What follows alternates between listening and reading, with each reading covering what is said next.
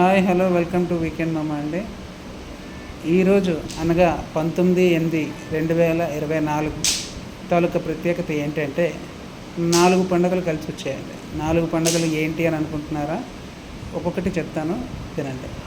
ఒకటి, సోదర సోదరీమణులందరికీ కూడా చాలా అనుబంధాన్ని, ఆప్యాయతని గుర్తొచ్చేది రక్షాబంధన్ అండి.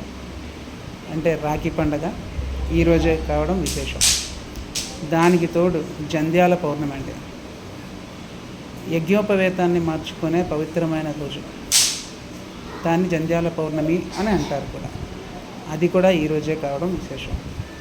ఇంకొకటి, హయగ్రీవ జయంతి. హయగ్రీవుని తలుచుకోవడం, హయగ్రీవుని యొక్క జయంతి ఈరోజే కావడం విశేషం. ఈ హయగ్రీవుడు ఎవరు, దేనికి అని అంటారా? విద్యకు ఆయన్ని తలుచుకుంటారండి. అందుకనే దానికి ఒక శ్లోకం కూడా ఉంది. అదే, జ్ఞానానందమయం దేవం నిర్మలం స్ఫటికాకృతిం ఆధారం సర్వ విజ్ఞానాం హయగ్రీవం ఉపాస్మహే అని ఈరోజు ఒక్కసారైనా తలుచుకోండి, చాలా మంచిది. నాలుగవది, అన్ని భాషల యందు తెలుగు లెస్స అని అంటారు.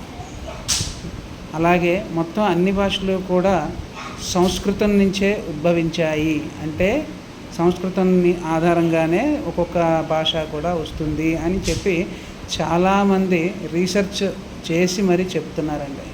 అలాంటి ఆ సంస్కృత భాష యొక్క దినోత్సవం కూడా ఇవాళే కావడం విశేషం. కావున ఈరోజు చాలా మంచిదండి. అందరూ కూడా సంస్కృత భాషని, హయగ్రీవుని, గాయత్రీమాతని అలాగే తలుచుకుంటూ మీరు మీ సోదరీమణులు కూడా అందరూ కూడా బాగుండాలని చెప్పి మనస్ఫూర్తిగా కోరుకుంటూ సెలవు తీసుకుంటున్నానండి.